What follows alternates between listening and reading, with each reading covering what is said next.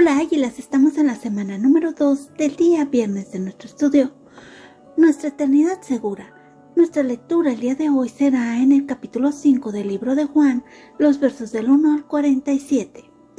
Nuestro devocional estará en el libro de Juan, capítulo 5, el verso 24.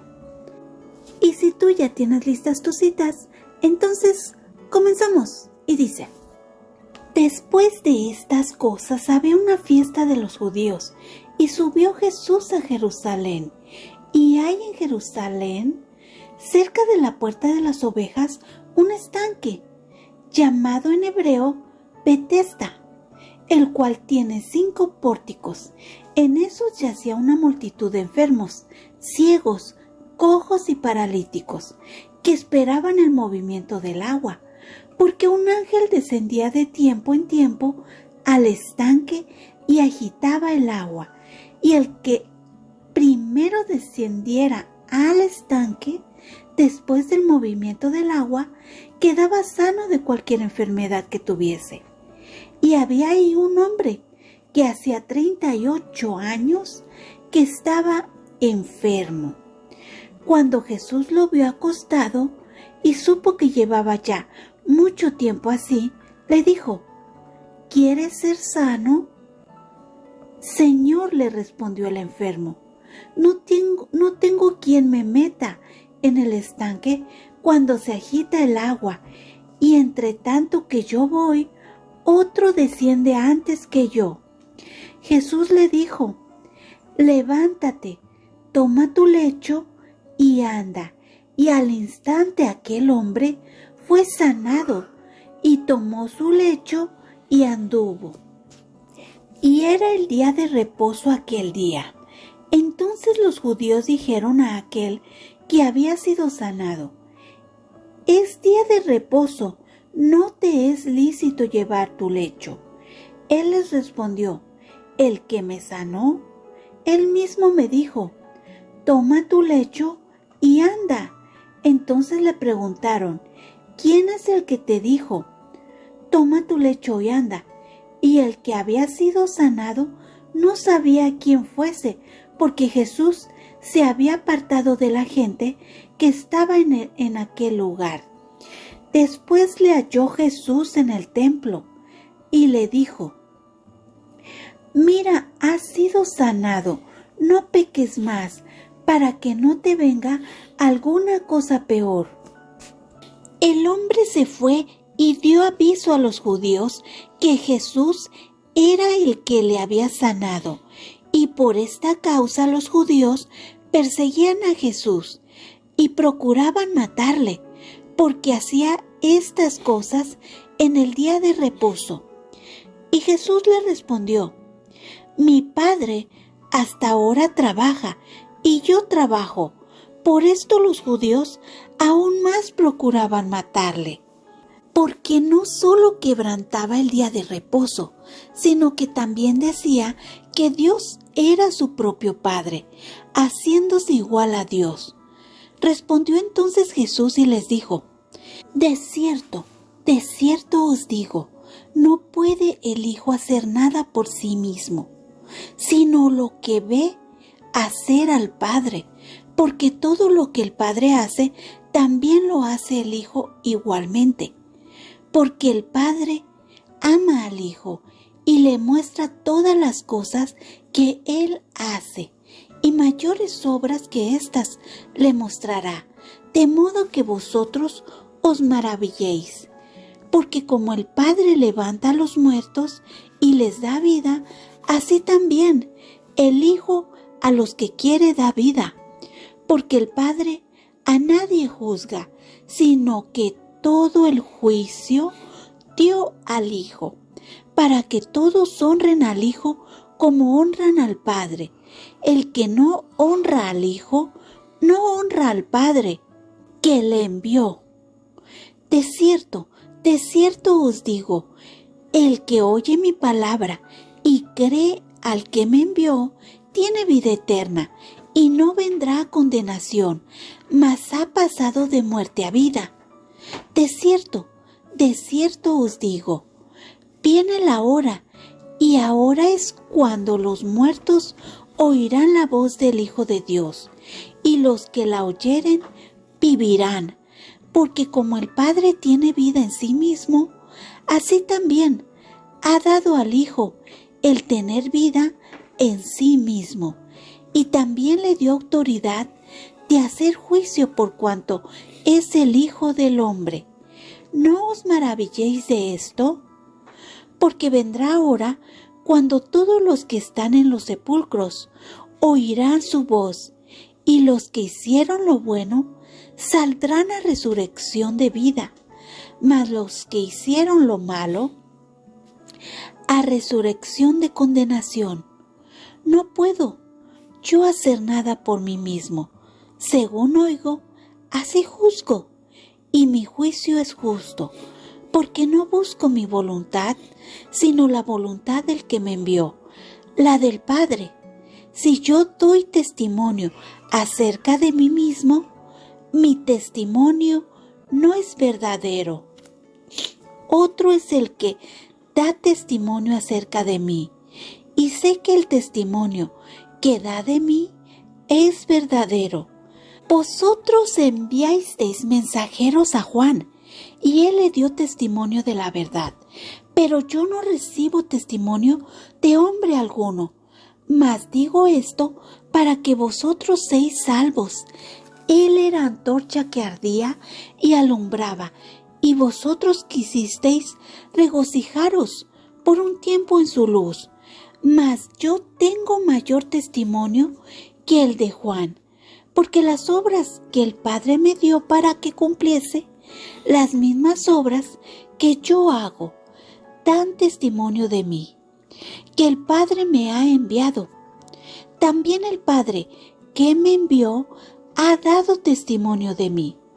Nunca habéis oído su voz, ni habéis visto su aspecto, ni tenéis su palabra morando en vosotros, porque a quien Él envió, vosotros no creéis.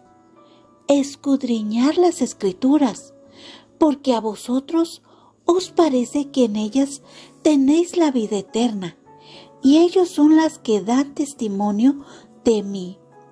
Y no queréis venir a mí para que tengáis vida.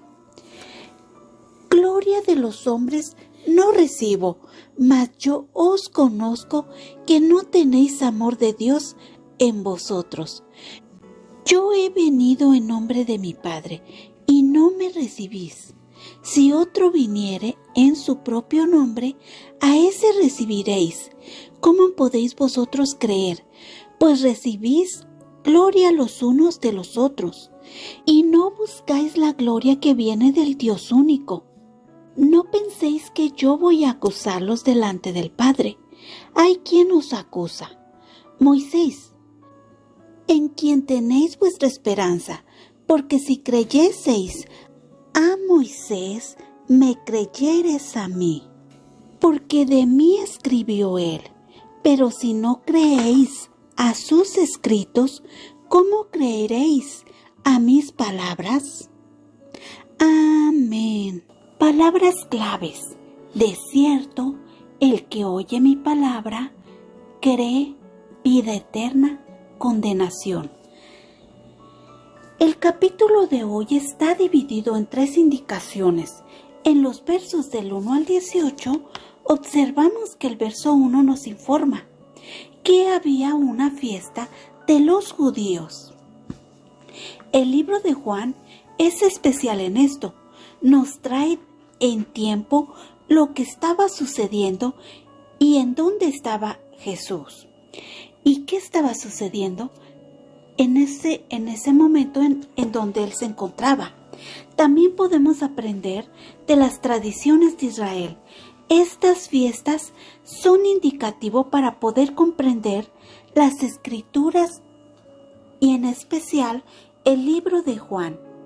A través de este estudio veremos unas tradiciones más. Los israelitas celebraban 3 fiestas importantes de las 8 fiestas que fueron establecidas en el libro de Levíticos 23.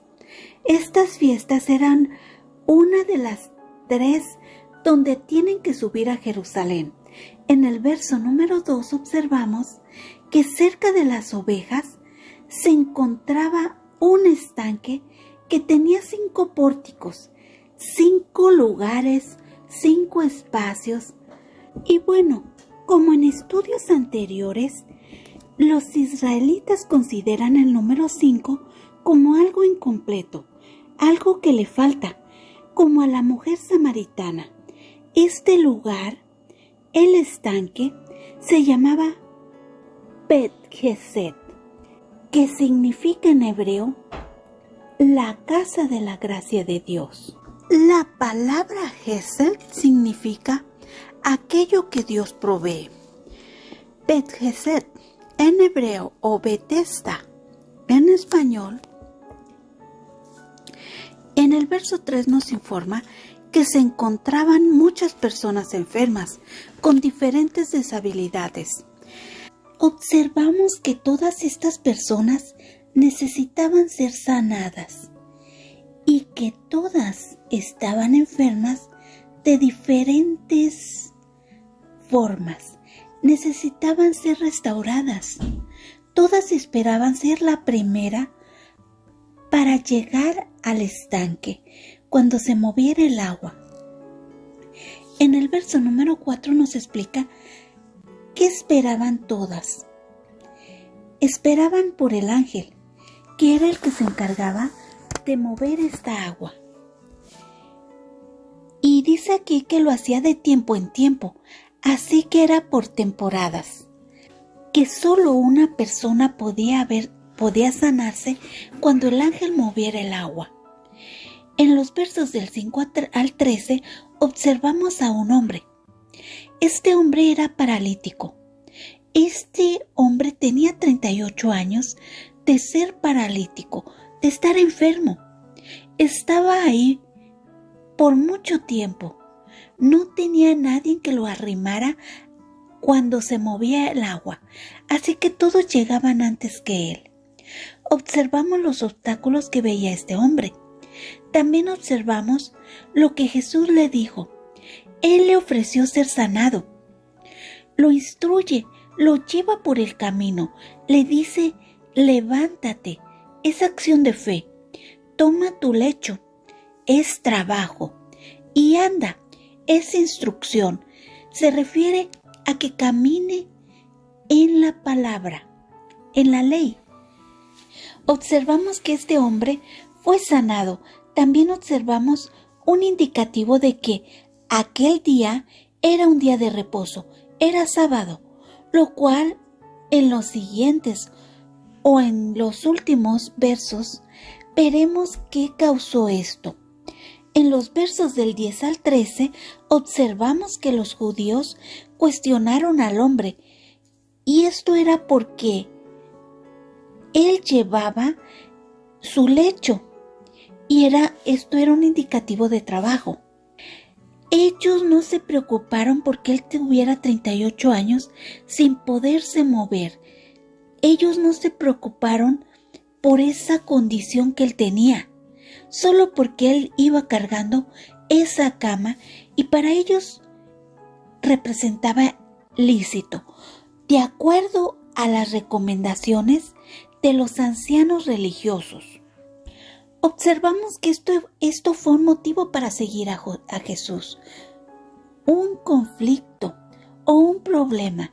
Los líderes religiosos observaron que lo que hizo Jesús también era lícito. Jesús sanó en sábado, pero Él es el Hijo de Dios. Es Dios. No hay nada que se lo impida. Él tiene la potestad, la autoridad. Jesús cuando vino, retomó la ley y predicó la ley y no la recomendación de los ancianos líderes. Estos líderes religiosos, observamos que el hombre se justificó y les dijo quién lo había sanado, quién le había dicho que tomara su lecho y caminara. Observamos que ellos pusieron sus ojos en Jesús y lo persiguieron. Querían matarle ¿por qué hacía estas cosas? Recordemos que estos líderes religiosos sobrepusieron la ley sobre las recomendaciones de los ancianos religiosos, y estas eran las que seguían. Si ellos hubieran reconocido bien la ley, hubieran sabido quién era Jesús. Por otro lado, era sábado, pero Jesús no estaba haciendo negocios. Él solo hacía lo que su Padre hacía. También observamos gracia por parte de Jesús. Esta gracia hacia el Señor no se trataba de lo que hizo el Señor, sino para que este hombre fuera restaurado. Segundo indicativo, observamos la autoridad del Hijo de Dios. En los versos del 19 al 29, observamos cómo Jesús se refiere o habla acerca de su Padre, glorificando al Padre, mostrando esta comunión mutua, este amor, este conocimiento. La Biblia dice, yo en ellos y tú en mí, para que sean perfectos en unidad, para que el mundo conozca que tú me enviaste y que los has amado. Juan 17:23. En este verso observamos esta unión, esta comunión, cómo se relaciona con Dios Padre, cómo Él conoce todo y cómo a su vez Jesús conoce todo de Dios Padre. Y esta actividad, observamos que en el principio de la creación, dice, en el principio era el Verbo, y el Verbo era con Dios, y el Verbo era Dios. Juan 1:1. También observamos que lo que Dios hace, Dios Hijo sabe, y lo que Dios Hijo hace, Dios Padre sabe, porque Dios Padre le dio toda la autoridad al Hijo. La Biblia nos dice, todas las cosas me han sido entregadas por mi Padre, y nadie conoce al Hijo sino el Padre, ni nadie conoce al Padre sino el Hijo, y aquel a quien el Hijo se lo quiere revelar. Mateo 11:27. Observamos cómo el Hijo de Dios hace los planes de Dios Padre. Observamos que lo que el Padre hace en el Antiguo Testamento dice, el Padre le ha dado toda autoridad en el cielo y la tierra a Jesús. En el libro de Daniel capítulo 7, el verso 14 dice, y le fue dado dominio, gloria y reino, para que todos los pueblos, naciones y lenguas le sirvieran. Su dominio es un dominio eterno que nunca pasará, y su reino uno que no será destruido. Observamos que el que no honra al Hijo, no honra al Padre, que es quien le envió. No basta con solo honrar al Padre. Debemos tener esto, honrar también al Hijo. En los siguientes versos observamos que Él tiene potestad de dar vida eterna, de juzgar y de llamar a los suyos. La Biblia nos dice, mis ovejas oyen mi voz, y yo las conozco y me siguen.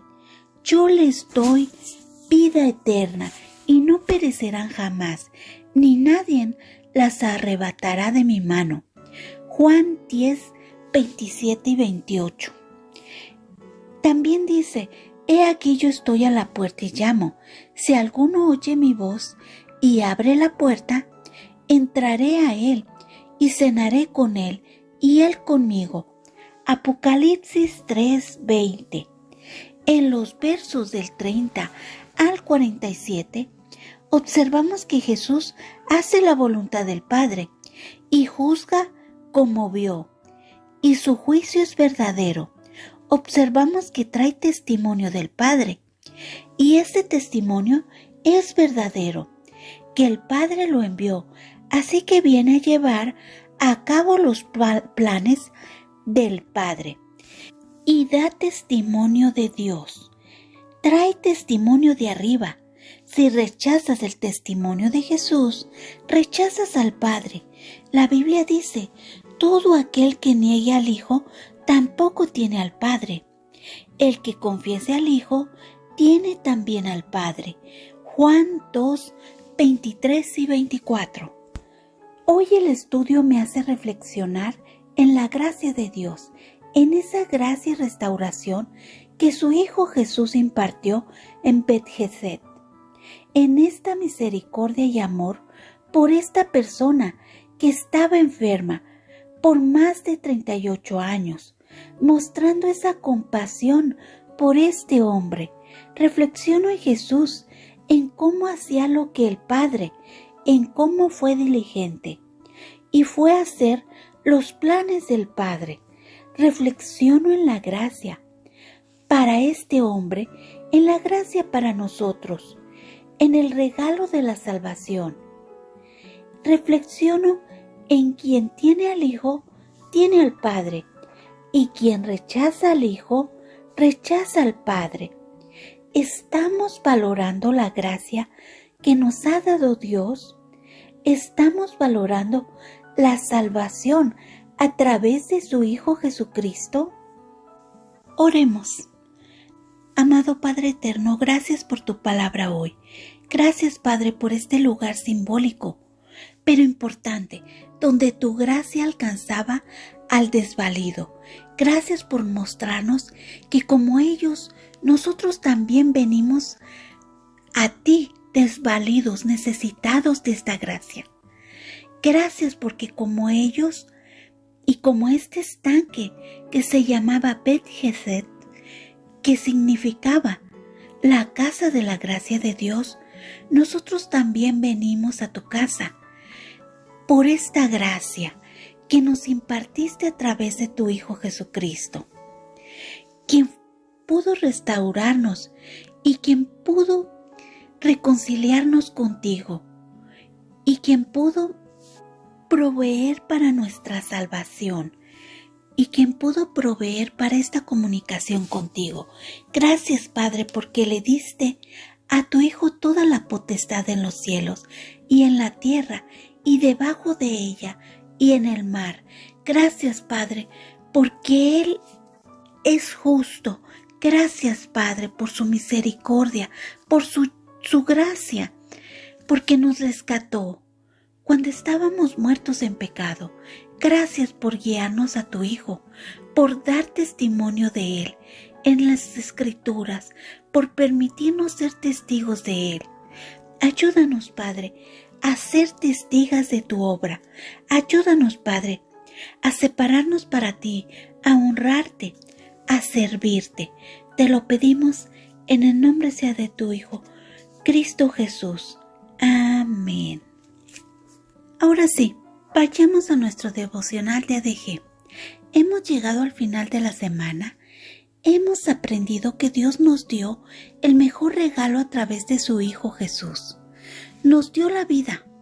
También leímos cómo Jesús sanó a los enfermos y cómo Él les enseñó a confiar y tener fe.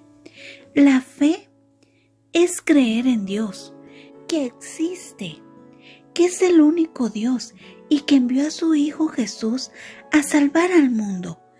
Dios, en su infinito amor, quiere que seamos salvos del pecado y de la condenación eterna. Condenación eterna significa separados de Dios por siempre en un lugar de tristeza, dolor, sufrimiento por la eternidad. Es muy triste estar separados de Dios, pero qué hermoso leer en su palabra que Dios nos da la oportunidad de elegir creer en Él. La palabra de Dios nos dice que todos somos pecadores. Pensamos y decimos cosas malas, cosas que son pecados. Por ejemplo, mentir, robar, tener envidia, maltratar a otros o hacerles daño, desobedecer, entre otras que puedes mencionar también. Este pecado nos mantiene muertos espiritualmente porque nos ha separado de Dios. Pero si creemos en sus promesas, Creo que Él es Dios y que puede salvarme porque murió y resucitó por mí.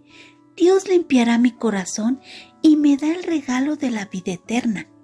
Nunca estaré separada de Él, sino que ahora, mientras vive y cuando vaya al cielo, estará conmigo para siempre. Esto se llama pasar de la muerte a vida.